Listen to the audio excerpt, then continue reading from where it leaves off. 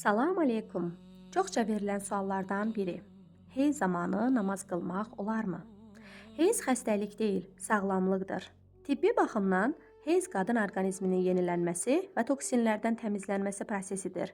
Əgər bir qadın bu prosesi keçirmirsə, bu onun sağlamlığında ciddi problemlərin, hormonal pozğunluq, sonsuzluq və s. olduğunun göstəricisidir. Allahın insanı qorumaq üçün yaratdığı bir sağlamlıq mexanizmini mundarlı adlandırıb ibadətdən məhrum etmək ziddiyyətdir. Allahın verdiyi sağlamlıq, təmizlənmə insanı Allahdan niyə uzaqlaşdırsın ki? Əza sözünün hikməti.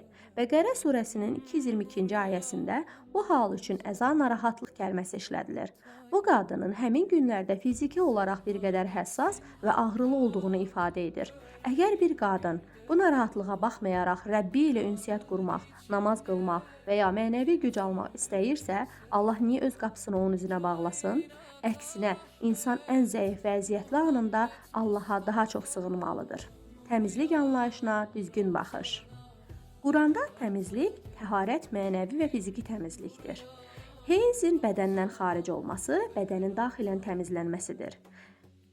İnsan tərləyəndə və ya digər təbii ehtiyaclarını ödəyərkən mundar olmur, sadəcə dəstəməz alıb ibadətinə davam edir. Heyz də bədənin təbii ifrazatıdır. Əgər bu proses olmasa, qadın ağır xəstəliklərə düçar olar. Allahın qadını qorumaq üçün yaratdığı bu prosesi ibadətə maneə kimi görmək Quranın ruhuna uyğun deyil. Əgər bu hal qadını ibadətdən kənarlaşdıran bir pislik olsaydı, Allah bu prosesi qadın üçün sağlamlıq şərti etməzdi. Əksinə, heyz olmayan qadın xəstə sayılır. Allah heç vaxt sağlamlıq və təmizlənmə prosesini bəndəsinin ona səcdə etməsinə qadağa kimi qoymaz. Bu qadağaların kökü əslində köhnə inanclardakı qadının həmin dövrdə mundar hesab edilməsi təfəkkürünə dayanır. İslam isə qadını bu alçaldıcı baxışdan xilas etmişdir. Namaz Allahla bəndə arasındakı mənəvi bağdır.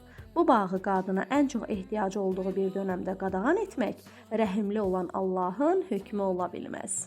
Gül oldu bedenim aşkına.